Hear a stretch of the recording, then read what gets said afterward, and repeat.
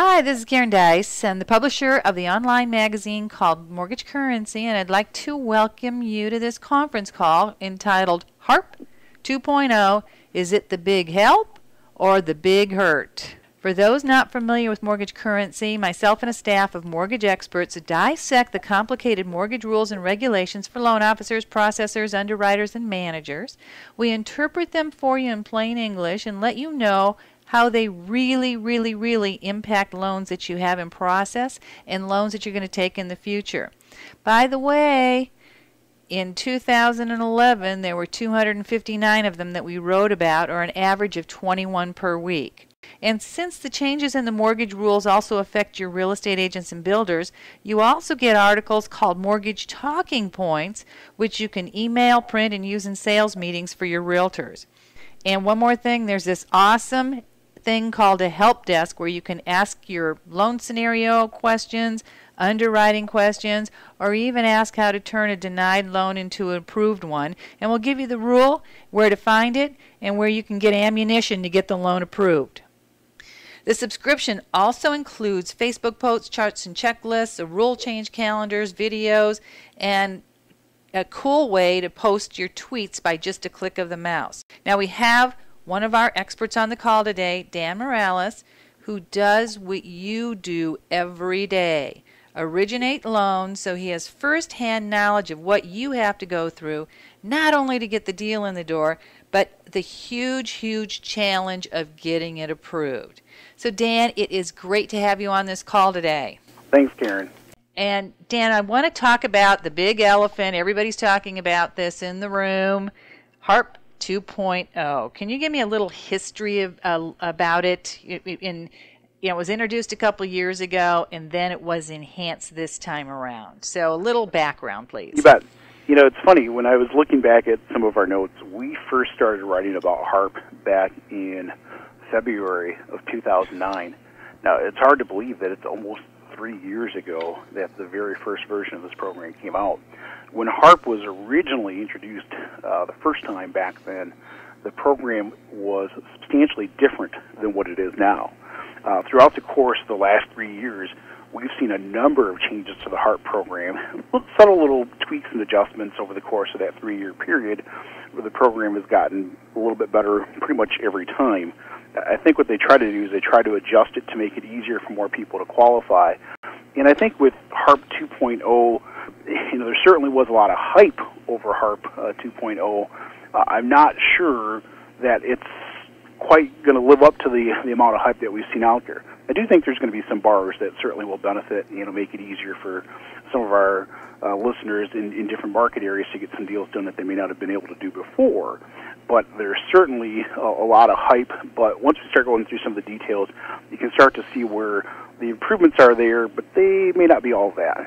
But the flip side is you are going to find an opportunity to get some additional deals done that you wouldn't have been able to do before. Originally, the program started with a cap of 105% LTV back in early 2009, and then it subtly changed to 125%. I want to say it was probably late summer of 2009. It was really stuck at that maximum 125% LTV up until recently with the changes with HARP 2. But there's been a lot of changes over that time frame. The PMI companies have kind of evolved and changed with the program as well, where I think the changes that we do see now are good changes. I'm not sure that they're going to help us get that many more loans done than what we were doing previously. Part of it, too, of course, the program was meant to help homeowners to refinance who were underwater or to make that process easier so that they could save some money. Of course, that money that they save as part of the refinance process ideally makes it easier to continue to live life for our homeowners. And in all honesty, hopefully, take some of those savings and push them back into the economy. So all in all, we're going to cover a lot of ground here in a relatively quick period of time, but that's just some of the background. It's about a 3-year-old program that, truth be told, I personally have done hundreds of these loans and have had a lot of clients that have benefited from the HARP program. So let me go ahead and kick this off with a series of questions here. So, Dan, what are the main differences between being a current servicer of the loan right now and a new servicer. And by the way, some of these questions were posted on our Facebook page, mortgagecurrency.com, and if you have a chance, please feel free to like it on Facebook. So, one of the biggest differences between being a current servicer of the loan versus a new servicer really comes down to how the loan is processed. For those that are currently servicing the loan, you get reduced documentation requirements, meaning that it is quicker and easier to put that deal together, and it's a simpler process. In addition, probably one of the biggest changes with the expansion in LTVs as part of HARP 2, loans where you are the current servicer were eligible for the greater than 125 LTV with application dates as of December 1, where if you're not the current servicer, you really cannot take and close a loan that has an LTV greater than 125% until Fannie Mae and Freddie Mac update their scorecards, which is going to happen here in March of 2012. That's probably one of the biggest differences as part of HARP 2 is current servicers got a head start on high LTV loans. Aside from that, the other difference, of course, is reduced documentation. You're not required to document as much as part of the loan process if you currently service that loan, which makes the process much simpler and, truth be told, gives you an advantage in being able to close the loan that much faster. So basically, the main reason for the March 2012 is computer updates? Essentially, yeah. There's going to be an update to both DU and LP.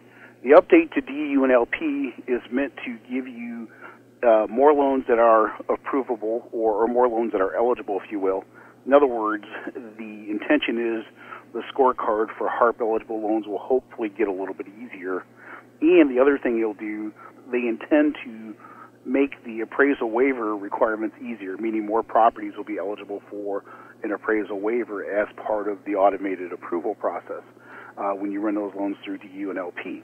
So, come March of 2012, those changes are ones that will benefit, pretty much everybody out there. But in particular, you folks who don't currently service the loan, because for high LTV deals, you really don't have an outlet until come March of 2012 when you can get those loans through the automated system. To give you an idea, I just closed a loan that we currently service where the loan-to-value is 128%. And it was a Fannie Mae loan. We were able to do the loan, took the application December 1 and closed him in December.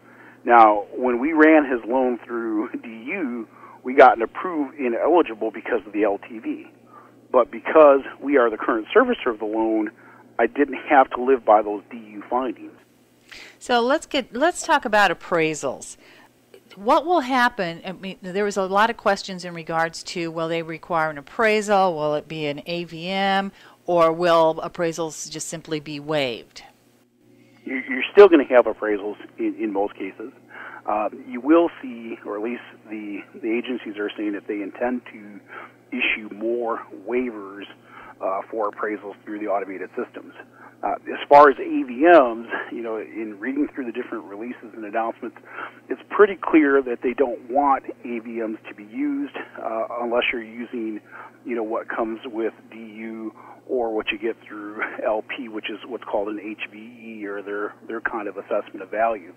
According to what's been released so far, they intend to issue many more appraisal waivers, or the HVE point system in LP is going to be one where you should be able to avoid an appraisal in many more cases or in many more loans.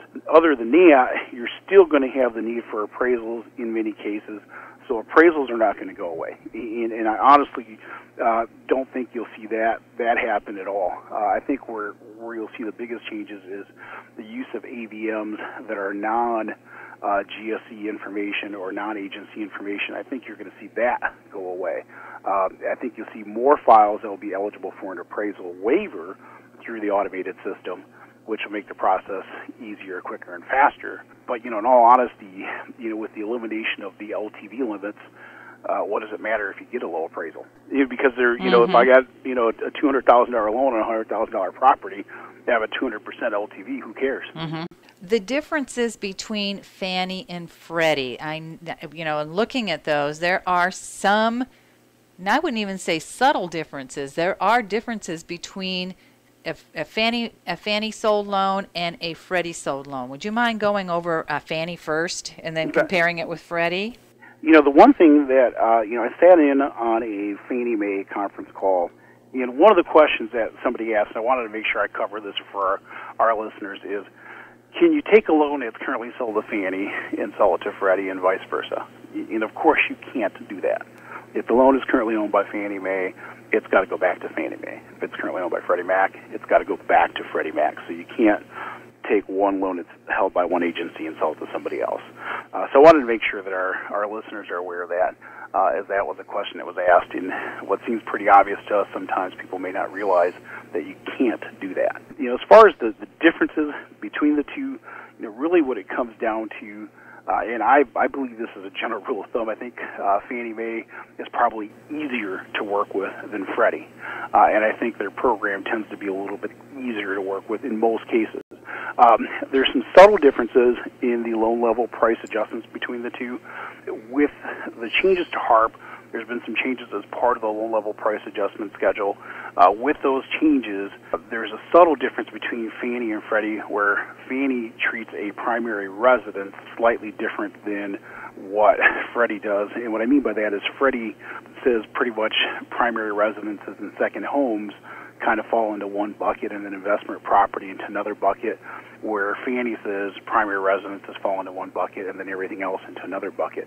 And that has to do with the elimination of some loan level price adjustments that apply. So in that particular case, actually, Freddie is a little more friendlier to deal with, if you will, where Fannie is a little more, I don't want to say greedy, but they're going to make you pay if it's a second home in some cases. So that's one of the subtle differences.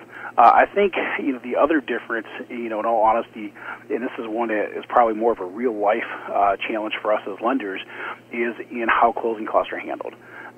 With Fannie Mae, you can typically roll closing costs into the mortgage, and there really isn't a limit that's applied to how much in cost that you can roll into that deal.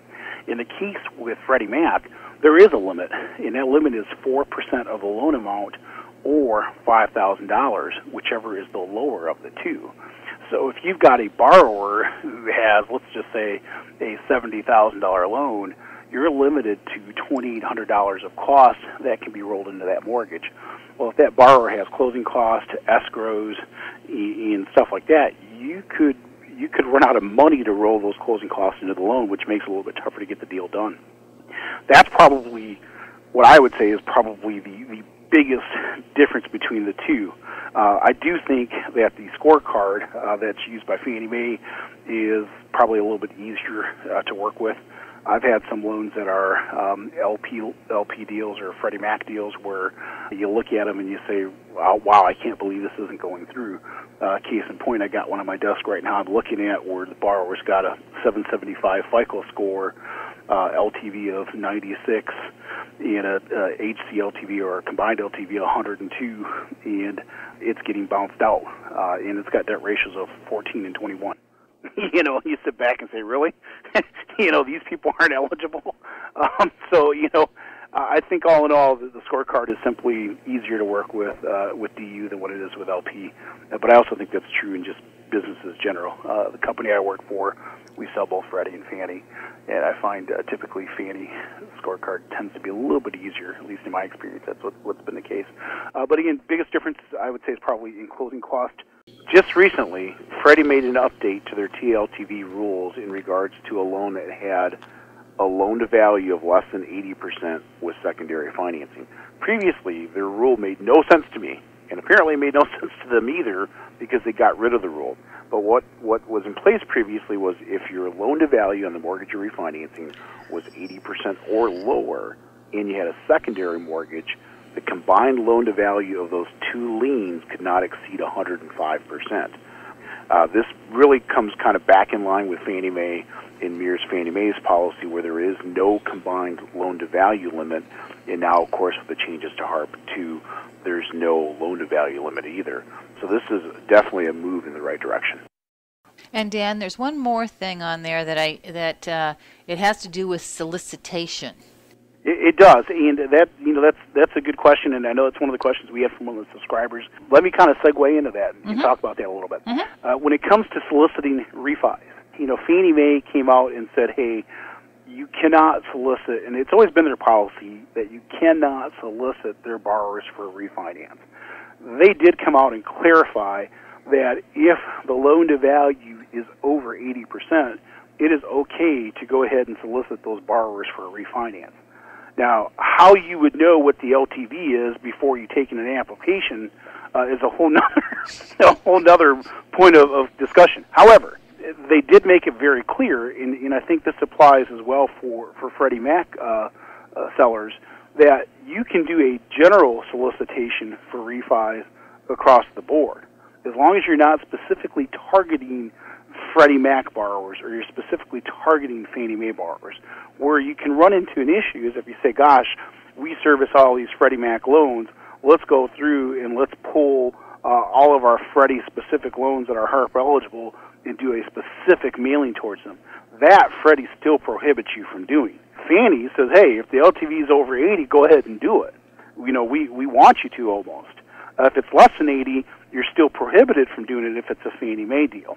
However, as far as a general refinance solicitation, if we were, as a servicer, if you were going to go through and solicit all of your customers, maybe it's part of a statement stuffer or it's part of a general print campaign, internet campaign or something like that, where you're taking a wide stroke of the brush and you're covering, really what could be your entire pool of customers, then that's not prohibited. You just can't target specific Freddie Mac borrowers, or in a case of Fannie Mae borrowers when that LTV is less than 80. Another question here. Dan, would you explain what it means by the quote-unquote sold date to Fannie and Freddie in relation to which loans are eligible and which loans aren't? You bet. Great question. And that's one where it can be tough. These loans, in order to be eligible, and let me make sure I clarify this too, as part of the changes with HARP 2, a lot of folks were hoping that they would get rid of the loan having to be sold to the agencies prior to June 1 of 2009. That absolutely did not change. So if you closed a loan in June of 2009 and it was sold to the agencies, that loan is not HARP eligible in any way, shape, or form, period. So anything that was sold to the agencies after June 1, or I should say actually after May 31st, 2009, is not eligible. No way, no how. So there is no exception. That didn't change. Now, what I mean sold is that's the day the agency actually purchased the loan from you. So you could have a loan that you closed towards the end of May of 2009, and depending on how fast that loan got sold to Freddie or Fannie, it may or may not be eligible for a HARP. So that's one of the things where, in all honesty, sometimes you don't know until you run it through the automated system. But those are a good point of conversation with your borrower that, geez, Karen, it looks like you closed on your transaction here in May of 2009. There is a chance that your loan may not have been sold to the agencies in time to be eligible for HARP. We won't know until we take your complete application and process it. But, truth be told, that sold date is the date the agencies bought it, not the date of the note. There's a big difference because depending on how efficient the back room is for an organization, you could have had a transaction that closed even in April that didn't get sold to the agencies until after that deadline. So it is very important to realize that it is not the note date that the borrower has in their note. It is the date that that loan was sold to the agencies. And that brings up another question. I know we had a subscriber from the help desk who had a loan, met the delivery deadlines, being sold to Fannie and Freddie, but was still ineligible for HARP. Could you explain that little nuance there also, Dan? You bet. You're going to find from time to time that you'll have a borrower who has a loan that, let's say they had a loan that closed in January of 2009. It would be pretty obvious that, gosh, this borrower closed January 2009. We looked them up on the automated system. It looks like it's owned by Fannie Mae. This should be good to go. Shouldn't have any problems. You run them through DU and you find out that the loan's ineligible for HARP. The reason behind that is both Fannie and Freddie purchased a number of loans where there were negotiated commitments out there. And what I mean by negotiated commitments, as a lender, we had a number of negotiated exceptions, if you will, with Fannie Mae. And some of those exceptions were ones that were very creative. But as part of negotiating that exception, we also agreed to indemnify Fannie Mae against losses that were tied to those loans, or we had a recourse agreement with Fannie as part of those loans. Well, the agencies, of course, have done a good job of making sure they know which loans they've got that kind of recourse or indemnification on, and those loans are loans that typically will show up as ineligible when you try to run them through HARP. To give you an example, our institution does a lot of construction permanent lending. Well, we would sell our construction permanent loans, once they're completed, to Fannie Mae under some negotiated variances and some flexibilities we had. Well, one of the challenges with those loans is when those borrowers have come back in to refinance under HARP, in some cases they weren't able to because their loan was originally sold to Fannie under one of the variances, and because of that variance we had, there's a certain amount of recourse and identification that our institution has that Fannie says, hey, this loan's not eligible, because ultimately, at the end of the day, if there's a loss tied to that loan, that loss belongs to our institution, not to Fannie. And it's important for our subscribers to realize that every time you refinance one of these deals under HARP and the borrower is underwater and you've got, far greater risk, let's say, or perceived risk as part of this deal, they have to make an accounting adjustment for those loans on their books. So each one of these deals they do, there's an accounting, process in place, if you will, that results in some financial loss to them. So there's not a whole lot of incentive to go refinance or allow borrowers to take advantage of HARP where they don't maintain the risk. Mm-hmm. Okay. All right. So I'm going to talk about the big elephant in the room, and the thing that tripped it up last time were PMI insurance, loans that had PMI. So could you give us a little background of what that was before when we had PMI insurance and what has changed now, Dan? One of the big things to remember is we have multiple PMI companies out there, and there are a lot of different companies that had a lot of different policies out there. It's important to know who the PMI company is that has the mortgage insurance as part of the deal that you're looking at doing. Now, what happened before, prior to HARP 2, if you will, is each PMI company have their own little set of rules and quirks and so on. And to a certain extent, they still do today. However, many of them are much more uniform now compared to what they used to be. Well, what's happened is essentially all of the PMI companies, again, I think there's one that hasn't changed yet, but from what I'm told, they're in the process of doing it. All of the PMI companies have gotten rid of that 105% LTV cap. So what that means is if I'm refinancing this other company's loan and my LTV is 118%, I can do that right now. I don't have to wait until March to do that. And in the marketplace I'm in, I've got a lot of deals where that's the case. In all honesty, I got a lot of borrowers of my own in the past where we've sold the servicing on where they're in that 105 to 125% LTV range, where now I can actually help those borrowers. And they're just a nice pool of income waiting for me to harvest. You'll also find in many cases they've driven their guidelines much simpler to try to comply with HARP 2, where it's just much easier to get these deals done. Just make sure that you're looking at the specific PMI vendor for the loan you're working on. If it's somebody who had insurance through MGIC, make sure you're familiar with MGIC's guidelines. In most cases, they mirror HARP 2 pretty much on the dot, but there can be subtle variances there. So make sure you're looking at those PMI guidelines because they can trip you up in some cases. But in most cases now, most of those PMI vendors are now in line with Freddie and Fannie, where they're pretty much in tune. How do you find out who the PMI company is? Usually you're going to see it on your findings. So a lot of times, they'll identify this loan has mortgage insurance, and they'll identify the PMI company. If the company's out of business? That's a great question. We have some companies, RMIC, PMI, that are essentially not writing new policies. However, they are still modifying existing policies that are in force.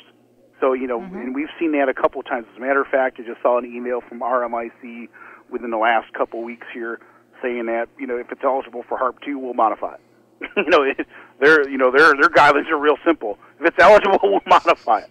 So, those companies that, are no longer with us, those policies still remain intact and in force, and they do still modify those. So that's a great question, too. All right, let's get to some questions about qualifying. One of the questions that we had, Dan, was, does Fannie and Freddie require income to be verified? You have to verify income depending on a couple different things. Well, let's kind of split it between if you're a current servicer versus you're a new servicer. If you're a new servicer, in other words, you're refinancing somebody else's loan, you're always going to verify employment and income. No exceptions. You're going to have to verify it because you have to run it through the automated system. You've got to document the file according to your DU or LP findings. So new servicer, you're pretty much going to verify it no matter what. In regards to documenting income, when you have a manually underwritten loan, for Fannie Mae, of course, that would be a REFI Plus loan, and for Freddie Mac, that would be a relief refinance same servicer loan. In most cases, you have to verify the source of income, but you don't necessarily have to verify the amount of income.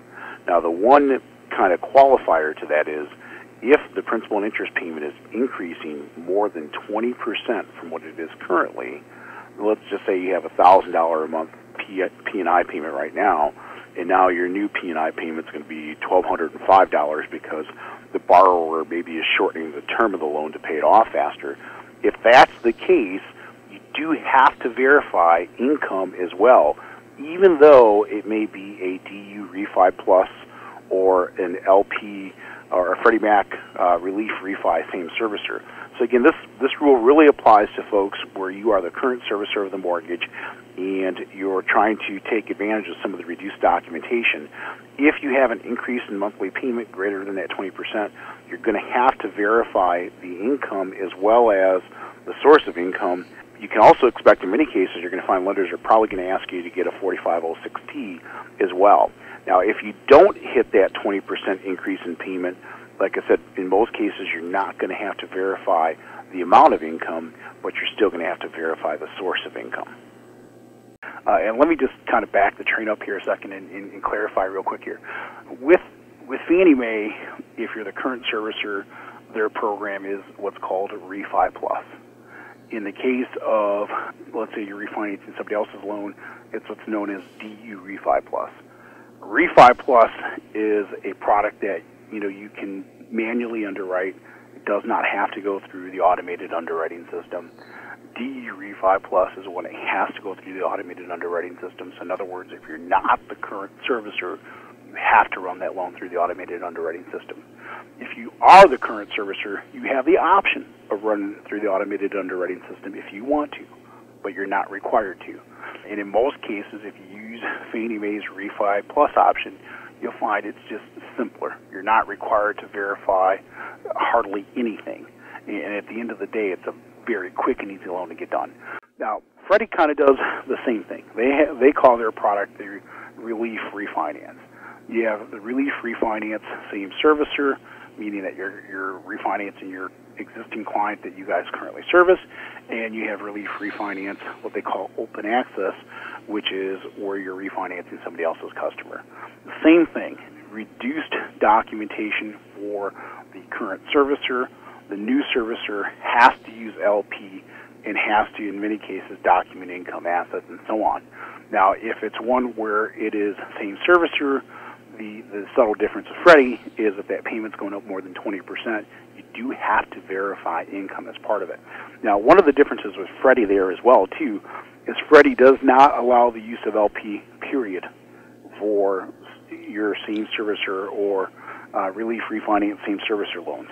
So they do not allow you to use LP for those loans. Those loans have to be manually underwritten. Okay, getting back to underwriting. Funds to close. Does that need to be verified? Can they be rolled back into the loan, or can the borrower get cash back? The borrower, in all cases, cannot get more than $250 cash back. So at the end of the day, you can roll cost into the loan Again, remember, there's a difference between Fannie and Freddie. Fannie will let you roll all the costs into the loan. There's really no limit that applies there. In the case of Freddie Mac, there certainly is a limit, and that limit is 4% of the loan amount, or $5,000, the lower of the two, not the greater, but the lower of the two. So a smaller loan amount, you got to be really careful, because in many cases, those borrowers may end up having to have cash at closing to get the deal done. So then would you have to verify their bank accounts? In all honesty, I'll tell you, most cases, most underwriters are going to make you. You know, the technical answer is, in most cases, if it's a current servicer, you quote-unquote technically don't have to, but, you know, in practicality, I think you're going to find most underwriters are going to force you to. How about cash reserves? Well, there's typically no reserves required as part of these deals. Dan, is subordinate financing allowed with this program? Yes. The borrower has subordinate financing in place. They can subordinate that, put it behind the loan that they currently have. What they typically cannot do is get new subordinate financing. So in other words, let's say they don't have any money to cover their closing costs, they're going to take out a second mortgage as part of what they're doing, then you can't do that. But if you have a home equity loan that's in place now, you can re-subordinate that loan behind the new mortgage, and you're fine to do that. There is typically no cap to the total loan-to-value first and second mortgage. Now, the one exception to that is Freddie Mac's rule. If the LTV on the first mortgage is less than 80%, then your total combined loan-to-value cannot exceed 105%. That is a Freddie-only rule, and it only applies to loans where the LTV is less than 80%. And there are also, just for everybody else out there who have not done this before, there are certain steps that you have to take when you subordinate a loan for Fannie and Freddie, that you have to provide documentation to the underwriter to make sure that it's legal, it's correct, and that it'll show up as a subordinated loan when the loan closes. Correct, Dan? Correct. Yep. You know, in many cases, an underwriter is going to want a copy of the note for the second mortgage. In addition to that, you're going to have a formal subordination agreement that in many cases the underwriter is going to want proof that the other lender has agreed to, that it's something that can be recorded, and that a title company is going to accept it. So, and let's not make this too. Let's not overlook the fact that, quite frankly, the other lender has to be willing to subordinate the loan too. You know, in some cases, we run into this where you have some lenders, as foolish as it sounds, where they don't want to subordinate the loan because the value of the property has gone down. You know, I personally don't understand the logic behind that, because you not subordinating the loan certainly doesn't make the process any easier for the borrower to repay you. But you do run into that from time to time. A little tip that we've had some success with when we do that, and believe it or not, the challenges with that we typically run into are with small credit unions, where they don't want to resubordinate the loan to the new deal. So normally what will happen is we'll coach the borrower on how to work through, you know, the management team at the credit union to really become the squeaky wheel and get it done. And if they don't do that, then we actually will coach the borrower on how to file a complaint with the federal regulator for that agency or that institution. And we've done that more than once, and have gotten them to subordinate the deal. So, you know, sometimes it's not easy. You know, I guess my point to be made here, sometimes it's not always easy to get the other lender to subordinate. We've had questions about that as well. So let's talk about also, I understand that non-owner occupied investment properties are part of this, which is another niche that loan officers can look to as far as, you know, the HARP 2.0 program. So could you go a little bit, give us a little information about that? You bet. You know, one of the things that a lot of times people don't realize is something that's a second home or it's investment property is eligible. And that could be a property that once was the borrower's primary residence and now has become a rental property because they moved or they did something different. In those cases, those properties are now, let's say, an investment property. Those loans are eligible under HARP. One of the big things, and this is something that a lot of people don't realize, let's just say borrower has 50 loans or 50 homes financed, and he has 4 or 5 Freddie and Fannie loans. Even though those number of homes financed exceeds Fannie Mae's current limits or Freddie Mac's current limits for investment property, those loans are eligible for HARP because they're currently owned by Freddie and Fannie. So there are a ton of these people out there. I can tell you that I've done HARP deals for countless people who own multiple properties. It is not uncommon to do 3, 4, 5 properties at a time for these borrowers because they have that many. So those people are out there, and in all honesty, oftentimes they're not getting helped by their current lender because their current lender doesn't understand that these can be done. Keep in mind, investment property and in some cases second home do not have the benefit of lower loan level price adjustments. Those properties still have the same caps in place in many cases as part of the deal. Hey Dan, are there circumstances where a person can have more than 2 HARP loans on the same property? Yes. That was one of the questions that, at least initially, Fannie wasn't real clear on. When the program was originated, or when HARP first came out, originally that loan had to have been sold to the agencies by March 1, 2009. Well, what happens is, as part of the changes and enhancements that were done on HARP, they pushed that date back from March 1, 2009 to June 1, 2009. Well, in the interim, between that March deadline, initial March deadline, and now the new June deadline that's out here, during that 3-month period, there were a number of people that closed under HARP transactions. And those borrowers are eligible a second time. Now, whether or not your institution will let them do it is a different story, but I can tell you we've done them. I've had borrowers that have closed in March, April of 2009 that we've closed a HARP loan for a second time, and Fannie Mae is very clear in their FAQ that that is allowed. So there are a pool of borrowers, a very lucky pool of borrowers, that can take advantage of the program a second time. Folks whose loan was sold to the agencies after May 31st, those folks, unfortunately, are still locked out and have to qualify under standard rate and term guidelines. Which brings up another question about overlays. Yep. I know I've heard from some loan officers that lenders are putting overlays on a program that's supposed to be easy to implement. Can you give a little background about that? Because I thought that they were going to be easier, in fact, reading their bulletin and the announcement, that they were going to be easier on buybacks on these types of loans versus the traditional loans that are sold to them. It's a good talking point, but in reality, there is still risk for lenders. And I think it's important for our listeners to understand that the name of the game, in our industry has really changed where now you have a lot of lenders looking to mitigate or limit the amount of risk they have. And I can tell you that our institution has been forced to buy back HARP deals. And when you buy back a 110% LTV loan that now you're holding on your books, you start to think twice about whether or not you want to be too flexible with these deals. So, there's what the agencies put out there and say, and then there's the real world of what happens behind the scenes that oftentimes we on the origination side don't necessarily see. Now, in my case, because I'm an originating manager, I see a little bit more than the average originator. And so when the agencies say, yep, we're going to relieve the lender of this, that, and the other thing, and as somebody who has done a lot of writing for mortgage currency and has gone through that selling guide a million times, I can tell you that there are times where Fannie will say something, but then in different parts of their selling guide, they contradict themselves.